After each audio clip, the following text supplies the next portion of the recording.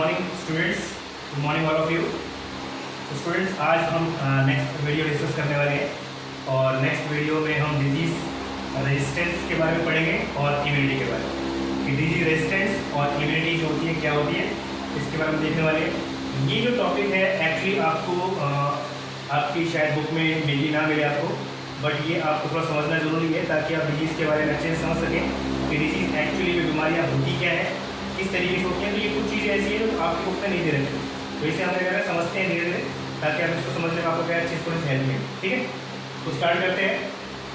Immunity क्या होती है? जैसे आजकल आप सुनते ही हो कि आज सुनते ना आजकल की आजकल बीमारी चली है कोरोना, तो बोलते हैं इम्यूनिटी बढ़ानी चाहिए आपको, इम्यूनिटी किस तरीके से होनी चाहिए ताकि आपकी इम्यूनिटी अच्छी रहेगी तो आपको बीमारी होने के चांसेस क्या होंगे, कम होंगे। तो एक्चुअली में ये इम्यूनिटी होती क्या है कि बॉडी की जो डिजीज रेजिस्टेंस पावर है वो एक्चुअली में क्या होती है, किस तरीके से वो काम करती है, कैसे हमारी बॉडी जो रहती है सिक्योर रहती है डिफरेंट काइंड ऑफ पैथोजन से, वो हम देखने वाले हैं इसके। ठीक है, तो स्टार्ट करते हैं। What is immunity? It is the ability of an organism to recognise the foreign material जैसे कि microbes, chemical agents that enters the body and mobilize the cells and the cells product to speedily remove the foreign material is called immunity। तो इसका ये तो इसकी definition हो गई। इसको सिंपल वे में समझने की कोशिश करते हैं। पहले समझते ही हो बोल क्या है। It is the ability of the organism. किसी भी ऑर्गेनिजम्स की एबिलिटी होती है, बॉडी की अपनी पावर होती है, एबिलिटी होती है किस चीज़ के लिए? टू रिकॉग्नाइज, पहचानने के लिए किसको? The foreign materials. Foreign materials मतलब जो बाहर से आपकी बॉडी के अंदर कोई चीज़ एंट्री करती है, और वो एंट्री क्या करती है? या तो क्या हो सकते हैं वो माइक्रोब्स लाइक बैक्टीरिया हो गए, फंगल एजेंट्स हो गए, या फिर कोई केमिकल एजेंट्स तो बॉडी के अंदर बाहर से आ रहे हैं और आपकी बॉडी के लिए क्या है वो अच्छे नहीं है, हार्मफुल टाइप के। तो इसको बॉडी क्या करती है? रिकॉग्नाइज करती है। That enters into the body and mobilise the cells and the cells product to speedily remove the foreign materials. तो हमारी बॉडी जो है इसके अगेंस्ट में एक तरीके से क्या करती है, अटैम्प्ट करती है कि इस केमिकल एजेंट्स को किस तरीके से न्यूट्रलाइज किया जाए या इन माइक्रोब्स को किस तरीके से किल किया जाए या बॉडी से एक्सट्रैक्ट किया जाए। तो ये जो पावर होती है किसी इंडिविजुअल्स की, उसे हम क्या बोलते हैं? उसकी इम्यूनिटी। ठीक है, अब ये इम्यूनिटी जो होती है, अगर इसके अंदर टर्म्स और है यहाँ पे कि व्हाट इज इम्यूनोलॉजी। तो अगर आप इंटरेस्टेड हैं बायो पढ़ने में तो आप फ्यूचर के अंदर क्या होता है सब्जेक्ट होता है या एक बोल सकते हैं ब्रांच है बायो की, जिसे हम बोलते हैं इम्यूनोलॉजी। ठीक है, अगर आप इंटरेस्टेड है इस चीज़ के अंदर जाने के लिए तो काफ़ी अच्छे स्कोप है इसके। जैसे कि आजकल आप देख रहे हैं काफ़ी सारी रिसर्च हो रही है इसको लेके, इस वायरस को लेके किस तरीके से इसको न्यूट्रलाइज किया जाए, किस तरीके से इसकी वैक्सीन डेवलप किया जाए। तो बहुत अच्छी ब्रांच है हमारी बायो की। और इस ब्रांच जो है बायोलॉजी की इम्यूनोलॉजी, इसके अंदर हम क्या स्टडी करते हैं? The study of the bodies natural defence mechanism. ये बॉडी का जो नेचुरल डिफेंस मैकेनिज्म होता है। जैसे एक तो सुनते हैं कि आपको बीमारी हो जाती है तो हम बाहर से दवाई लेते हैं, मेडिसिन लेते हैं उसको क्योर करने के। एक क्या होता है बॉडी के अंदर अपने आप ही क्या होता है एक सिस्टम रहता है डिफेंस सिस्टम, वो क्या करता है आपकी बॉडी को हील करता है, प्रोटेक्ट करता है। ठीक है, इन फॉरेन एजेंट्स से अगेंस्ट द पैथोजेंस। पैथोजेंस क्या होते हैं? डिजीज कॉज करने वाले ऑर्गेनिजम्स जो होते हैं इन्हें हम क्या बोलते हैं? पैथोजेंस। और टॉक्सिक मॉलिक्यूल के अगेंस्ट में क्या करता है? रेजिस्टेंस प्रोवाइड करते हैं। इस स्टडी को हम क्या बोलते हैं? इम्यूनोलॉजी। समझ रहे हैं? अब इसके बारे में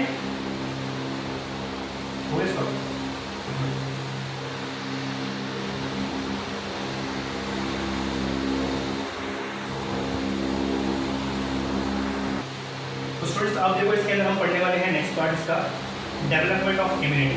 ठीक है, तो ये डेवलपमेंट जो होता है इम्यूनिटी का कैसे होता है, इसके अंदर डेवलपमेंट ऑफ इम्यूनिटी। तो ये इम्यूनिटी जो होती है, अब इसकी हम बात कर रहे थे, ये डेवलप कैसे होती है। ठीक है, तो इसके अंदर हम देखें दो तरीके होते हैं। एक तरीका है डेवलपमेंट थ्रू पैथोजेंस और डिजीजेस। ठीक है, और दूसरा तरीका है पहले समझ लेते हैं फर्स्ट वाला, उसके बाद आते हैं सेकंड। तो हम बात कर रहे हैं डेवलपमेंट ऑफ इम्यूनिटी। तो इम्यूनिटी का डेवलपमेंट जो होता है किस तरीके से होता है? तो अगर डेवलपमेंट की बात करें तो उससे पहले हमारे पास दे रखा है डेवलपमेंट थ्रू द पैथोजेंस और द डिजीजेस।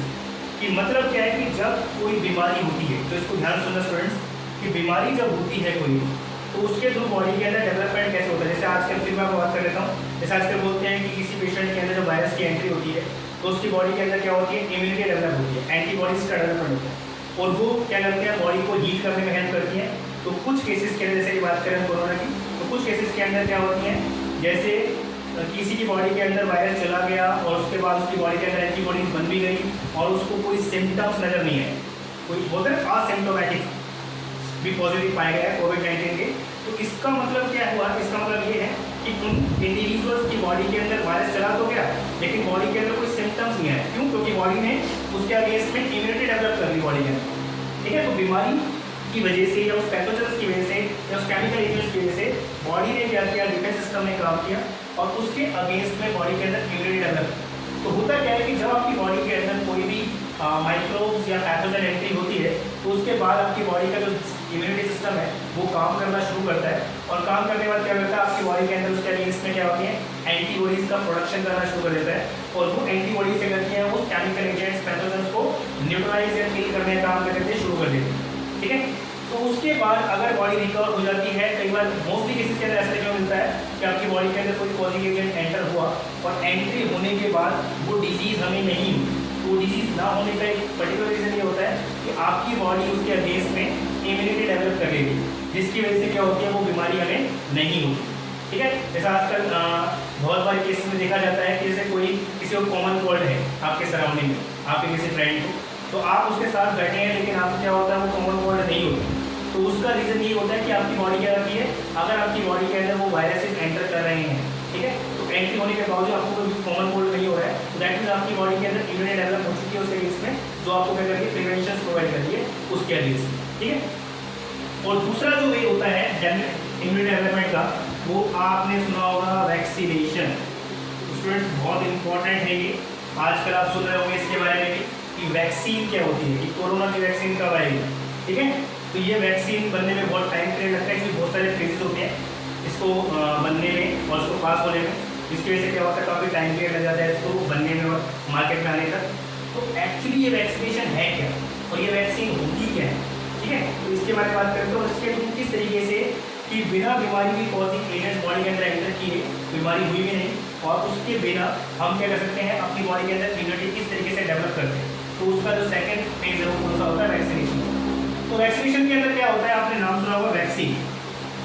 तो ये वैक्सीन जो होती है, ये क्या होता है, एक्चुअली जो कॉजिंग एजेंट है, डिजीज कॉज करने के, किसी भी बीमारी के जो कॉजिंग एजेंट हैं, तो उन कॉजिंग एजेंट की अगर मैं बात करूँ आपसे, जैसे मैं ले लेता हूँ कि मान लीजिए ये सारे क्या हैं, कॉजिंग एजेंट हैं, पैथोजेंस हैं, किसी एक पर्टिकुलर बीमारी है, कोई मान लीजिए हमने ए मानी, कोई ए टाइप की बीमारी है, और इस ए टाइप की बीमारी का जो कॉजिंग एजेंट है वो क्या है, ये इंडिविजुअल्स है जो आपको दिखाई दे।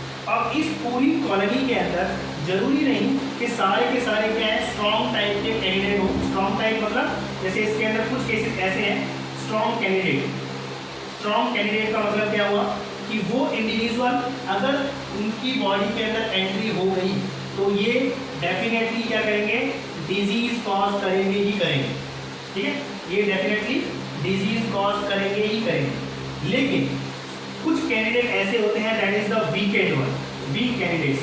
दैट मीन्स कि अगर इन्हीं में से इन्हीं के ही इंडिविजुअल है, लेकिन अगर ये कैंडिडेट बॉडी के अंदर एंटर कर गए तो इनके पास पोटेंशियलिटी नहीं रहती, कैपेबिलिटी नहीं रहती किस चीज़ की, डिजीज कॉज करने की, ठीक है। लेकिन अब होता क्या है, तो केमिकली लैबोरेटरीज के अंदर क्या होते हैं, इस टाइप के वीकेंड एंटीजन या एटीन्यूएटेड पैथोजेंस जो होते हैं उनका सिलेक्शन किया जाता है इन कॉलोनीज में से, ठीक है। तो इन कॉलोनीज में से उनका सिलेक्शन किया, और सिलेक्शन करने के बाद उसको क्या होता है, बॉडी के अंदर इंट्रोड्यूस कर दिया जाता है। बॉडी के अंदर क्या डाल दिया, उसको इंजेक्ट कर दिया।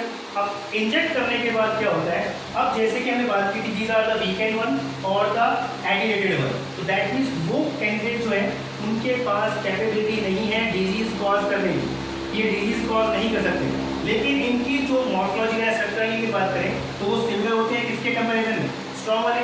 जैसे सिंपल समझते हैं, एक क्लास के अंदर 20 स्टूडेंट्स हैं, तो ऐसा तो नहीं है कि 20 के 20 स्टूडेंट्स क्या होंगे, टॉपर ही होंगे।